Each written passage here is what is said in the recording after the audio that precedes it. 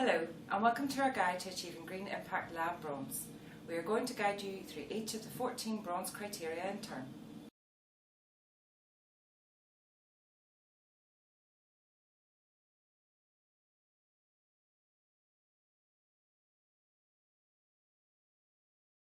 The first of the bronze criteria, L001, deals with chemicals and materials.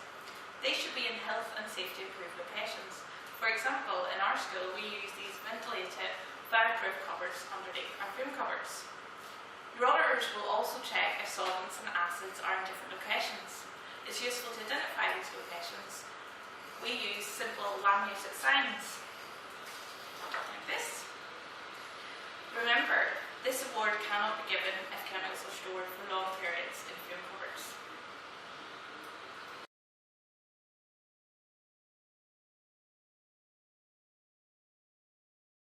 The second criteria, L002, is also chemicals linked. This time you have to identify all the chemicals which have an environmental warning, such as this, and take action to explore the possible alternatives. In chemistry and chemical engineering, we made our list and each group met to discuss and explore alternatives. Don't worry if you decide that the chemical is best for the purpose. The key is that you have considered alternatives.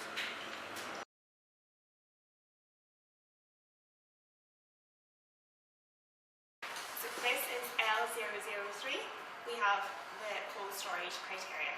At least annually, the fridge should be inspected for evidence of icing up. The door seal should be intact. And there is not a presence of dust building up around the cooling coil. They should be cleaned and defrosted. Here in our school, this is part of the PAT test programme. The results are recorded and they are given to the owner afterwards.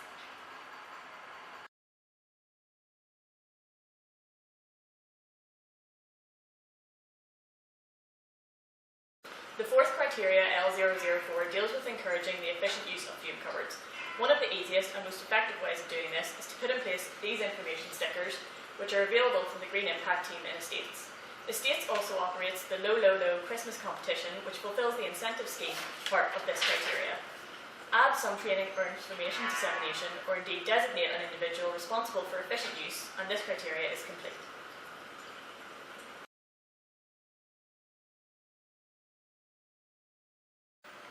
L005 also involves fume cupboards. This time you have to make sure slashes are down when not in use.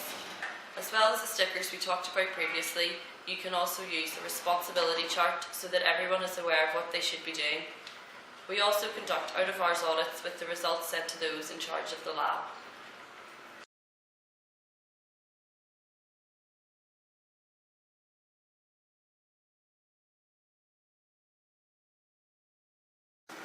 Our next criteria centres on lighting. To fulfil this criteria, it is essential that all lab users are made aware of the possibilities for switching out lights, for example with these switch-off stickers. Don't forget that the QUV plan-on system is a way to report issues to Estates, and your BLO should already be doing this for you. We also conduct out-of-hours audits with results sent to those who are in charge of the lab. Security also undertake out-of-hours surveys in most buildings, which can be used as evidence for your auditors. These results are available through Estates.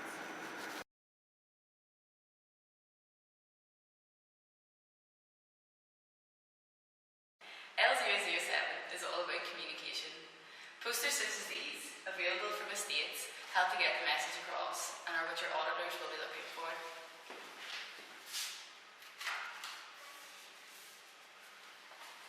You must identify all banks of 3 or more light switches, labelling each one correctly. In our school, energy awareness is also part of the environmental induction for all staff.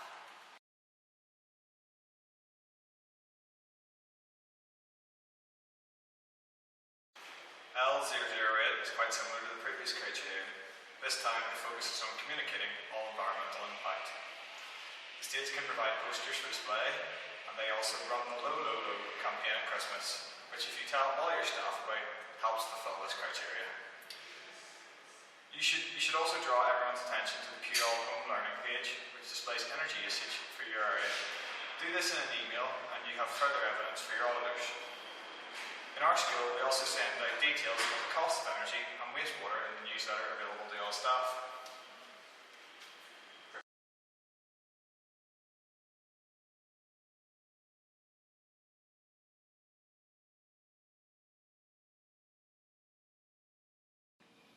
Green Impact requires the commitment of senior management, and criteria L009 asks you to confirm such commitment exists.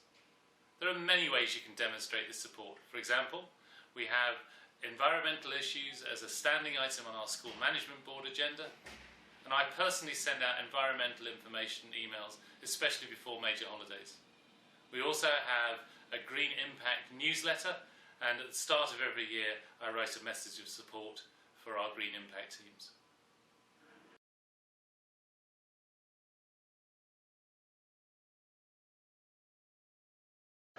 Here in our school, we have an environmental champion who oversees all of our Green Impact activities.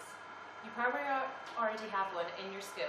If not, contact Sarah Lynch and Estates and nominate someone. We also have checklists like these, which show who is responsible for any environmental tasks, for example, recycling.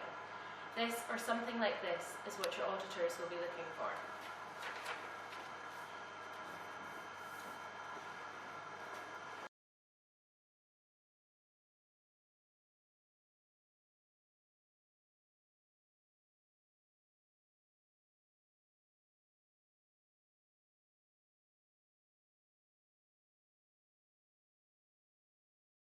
The 11 criteria deals with equipment. Green Impact understands some equipment, fridges or freezer, cannot be switched off overnight, and the criteria do not require you to do so. The target is those items, for example, display screen, which can be switched off. To fulfill these criteria, you need to raise awareness by displaying stickers such as these and using automatic timer like this.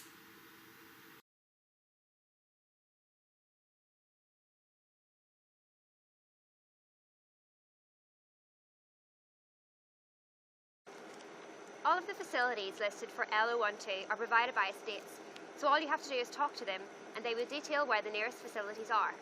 They are available to do a recycling audit of your area with you, and if required will provide recycling bins for your labs. A simple information email from estates to you and the same from you to your team helps fulfil this criteria.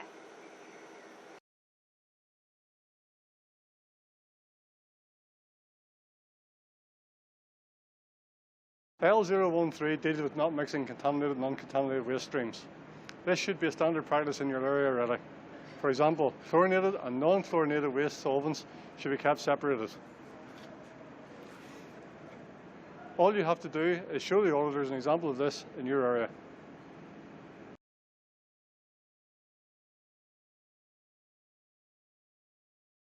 Finally, we have L014, dealing with water. The simplest way of fulfilling this criteria is to raise everyone's awareness, perhaps with an email or newsletter, of the cost of water supply and a subsequent disposal to the university. These costs are available from the states. Include information about more efficient methods of cleaning and rinsing, e.g. cleaning more than one item at a time or switching off the tap between items, and this criteria is complete. Remember, you only have to achieve 12 of the 14 criteria to gain bronze accreditation. We hope you have found our guide useful. Thank you for watching and good luck with your bronze.